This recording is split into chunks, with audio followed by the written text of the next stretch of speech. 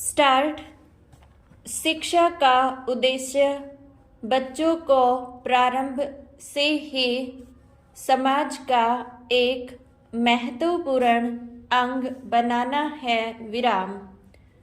प्राथमिक स्तर पर जो शिक्षा दी जाती है उसे प्रारंभिक शिक्षा कहा जाता है। विराम। प्रारंभिक शिक्षा प्राप्त करने के बाद विद्यार्थी की शारीरिक अक्षमता भी बढ़ जाती है। विराम। शताब्दियों पहले हमारे देश में ऋषि आश्रमों में विद्याध्ययन के लिए जाना पड़ता था। विराम। गांव के नजदीक शिक्षण संस्थाएं नहीं होती थी। विराम। ऋषि या महात्मा लोग शिक्षा का संचालन करते थे। विराम। घर से दूर रहने के कारण विद्यार्थियों की उपस्थिति कक्षा में पूरी रहा करती थी। विराम। अनुपस्थिति का कोई बहाना नहीं बना सकता था। विराम। शिक्षक विद्यार्थियों को शिक्षा देना अपना दायित्व ही नहीं नैतिक कर्तव्य भी समझते थे। विराम। छात्रों को अनुपस्थित रहने पर कड़ा दंड दिया जाता था। विराम। आजकल की तरह उन दिनों स्कूलों के संस्थापक, व्यवस्थापक, प्रबंधक या कर्मचारी नहीं थे जो उनका व्यवस्थापन, संस्थापन या प्रबंध संचालन करें। विराम। उन दिनों की परिस्थिति बिल्कुल भिन्न थी। विराम।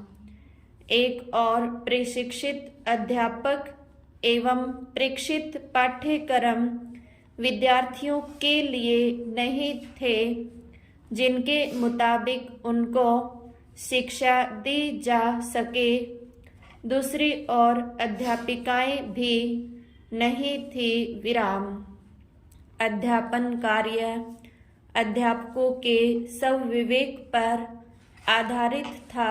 विराम। उन दिनों रुपए का चलन भी नहीं था। विराम। व्यवसायी अपना दैनिक व्यवसायिक धंधा सामान के लेन देन से ही करते थे। विराम। लोग भी आवश्यकता की मुख्य वस्तुएं ही लिया करते थे। विराम। हर एक विषय के विशेषज्ञ उन दिनों नहीं थे। विराम। परीक्षा लेने के लिए अलग से न कोई परीक्षक था न कोई परीक्षण विधि, परीक्षित पाठ्यक्रम या परीक्षा महकमा। विराम। शिक्षक का मूल्यांकन अंतिम था। विराम। छोटे झगड़ों में लोग अदालतों में मुकदमे नहीं ले जाया करते थे। विराम। रक्षा के लिए पुलिस का प्रयोग नहीं होता था। हर कोई अपनी रक्षा अपने आप करता था। विराम। आज तो हर एक चीज सरकार करती है। विराम।